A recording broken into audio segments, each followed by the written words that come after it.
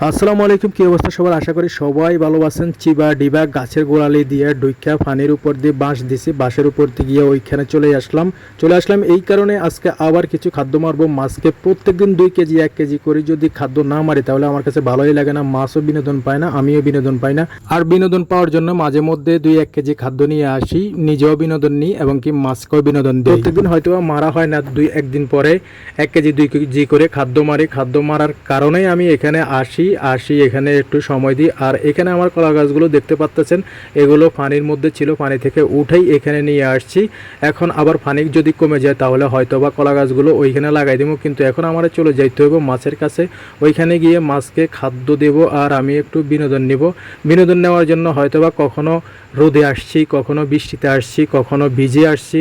এভাবেই প্রতিদিন বা 2 দিন পর 1 দিন পরে এখানে আসি। আর এখানে যদি না আসি তাহলে তো ভালোই লাগে না। তো এখন আমরা উঠে যাব মাছের মধ্যে উঠে খাদ্য মারবো। কিন্তু এখানে আসার সাথে সাথে চলে এসেছে বৃষ্টি। এখন বৃষ্টির জন্য বিকল্প একটা ব্যবস্থা নিতে হবে যেন আমিও না ভিজি, খাদ্যও না ভিজে। তো আমাদের এখানে পলিথিন আছে, পলিথিন আমরা মাথায় নিয়ে নেব, নিয়ে আমি এখন মাচার নিচে চলে যাব। মাচার নিচে যাইয়া ওই পাশ দিয়ে খাদ্যগুলো মারবো, কারণ ওই পাশে একটা বাঁধ আছে, বাঁধের ওই পাশ দিয়ে আমি মারবো যেন খাদ্য যদি নিচে পড়ে তাহলে বাঁধের এই পাশে মাছ আসবে না। কিন্তু আমি এর আগে যেই পাশ দিয়ে দাঁড়াই মারছিলাম ওইখানে শুধু পানিই ছিল, স্রোত ছিল, মাছে হয়তোবা এখানে খাদ্যগুলো নিচে পড়লে মাছ আসবে। মাছ আসে জালের মধ্যে গুঁতা দিলে হয়তোবা গুঁতা খেয়ে মাছ জালের নিচে দিয়ে বাইরে যেতে পারে, কারণ এখানে জালগুলো লাগানো আছে কিন্তু বেশি স্ট্রং করা নিচে দিয়ে নাই, কারণ আমি চিন্তা করেছি মাছগুলো এখানে আসবে না।